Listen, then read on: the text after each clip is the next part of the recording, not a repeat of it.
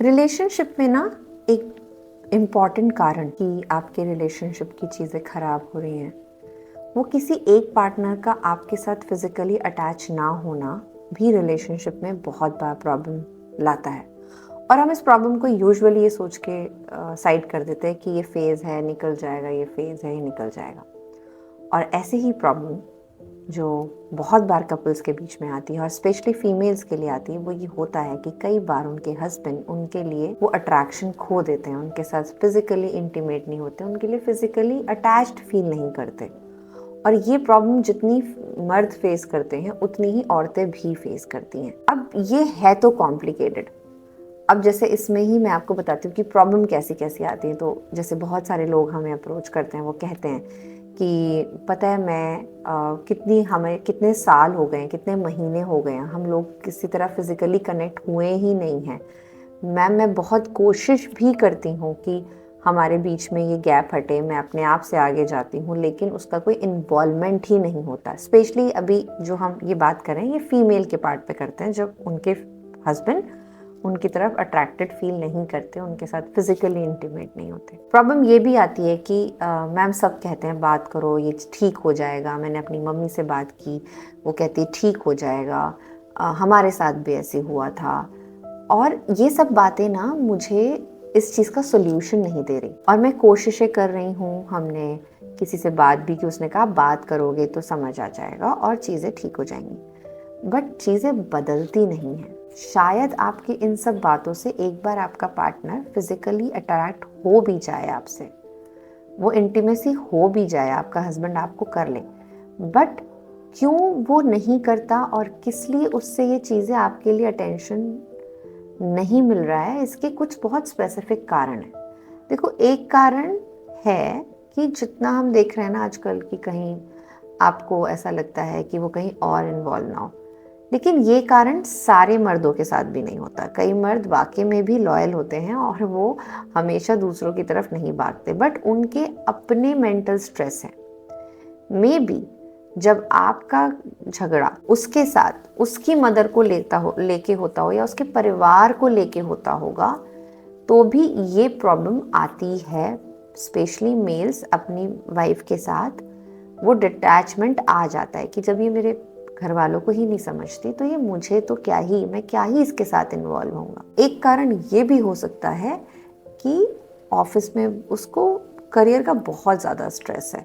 वो स्ट्रेस इतना है कि वो अपने ऑर्गन्स को उतना मोटिवेट कर ही नहीं पा रहा कि वो आपके साथ इन्वॉल्व हो, वो हिम्मत है ही नहीं। थर्ड कारण ये भी हो सकता है कि आप लोगों की जो शादी हुई वो अरेंज मैरिज है और आप लोगों के बहुत ज़्यादा मर्जी से नहीं हुई, पेरेंट्स के इन्वॉल्वमेंट से हो गई, तो भी ये प्रॉब्लम आती ही आती है। लेकिन पैरेलली और भी इमोशनल कारण हैं, इनको अगर मैं ब्रेक डाउन करूँगी तो और भी काफ़ी सारे कारण निकलेंगे, बट मेजॉरिटी में ये है। इसका एक कारण जो शायद सिर्फ डॉक्टर के ही थ्रू आप डील करें तो ज़्यादा अच्छा है, कि अगर आपका मेल पार्टनर को फिजिकल होने में कोई प्रॉब्लम आ रही है तो ये डॉक्टर का काम है। सेक्सोलॉजिस्ट के पास जाइए, दिखाइए, वो उसको प्रॉब्लम को ठीक कर देंगे।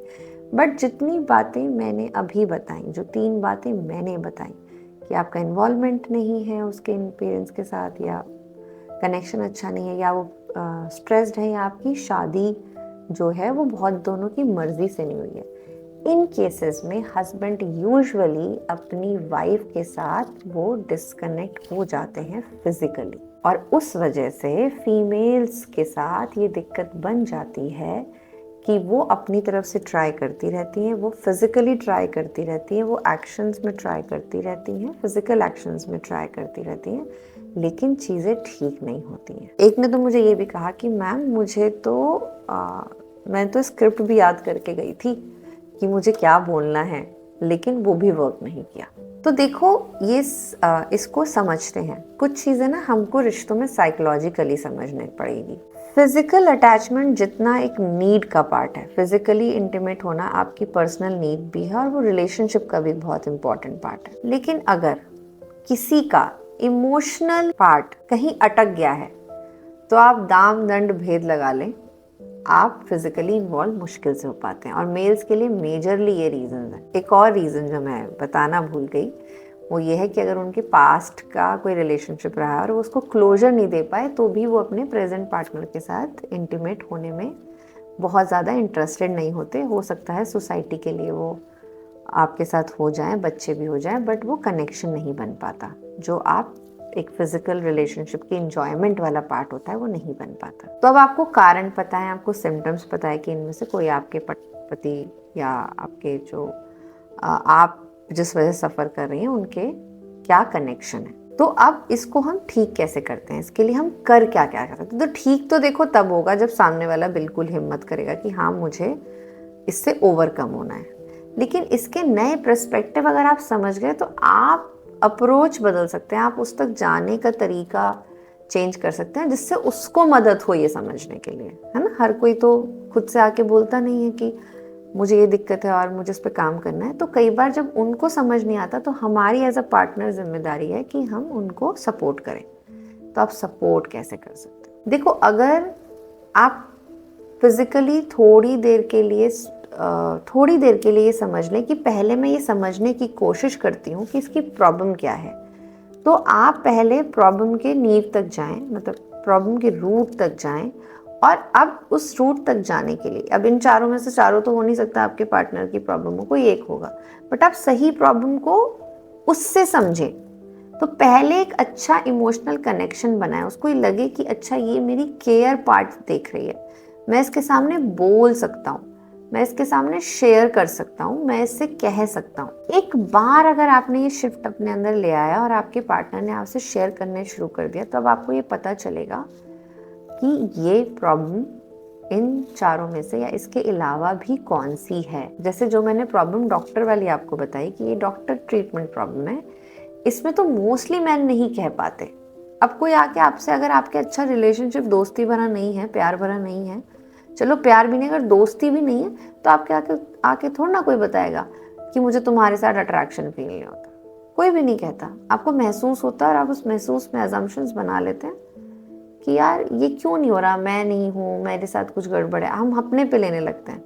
बट हम सही तरीके से उसकी जड़ पे काम नहीं करते, और जड़ यही कहती है कि आप पहली बात जो करेंगे, आप उसको जो स्पेस देंगे अपनी बात को खोलने के लिए कि देखो मैं देख पा रही हूँ कि तुम मेरे साथ इंटीमेट होने में तुम्हें प्रॉब्लम होती है, और मैं ये भी समझती हूँ कि तुम कहीं अटक रहे हो, मैं तुम्हें एज अ दोस्त मदद करना चाहती हूँ, तुम मुझसे शेयर कर सकते हो। अब अगर आप ऐसा कह रहे हैं तो इससे पहले आपको भी एक काम करना होगा कि आपको हर उस बात के लिए प्रिपेयर होना पड़ेगा जो वो कहेगा।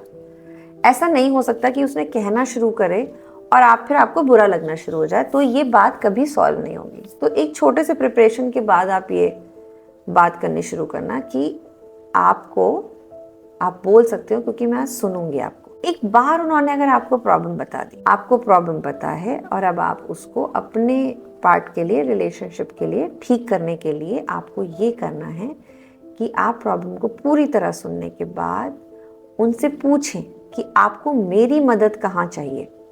क्या आपको थोड़ा टाइम चाहिए, क्या आपको थोड़ा ज़्यादा स्पेस चाहिए, या आपको इसके लिए किसी और की मदद चाहिए। आप अपने दोस्तों से शेयर करना चाहते हो, आप किसी थेरेपिस्ट के पास जाना चाहते हो, आप किसी कोच के पास जाना चाहते हो, आप किसी और से शेयर करना चाहते हो, तो आप करो।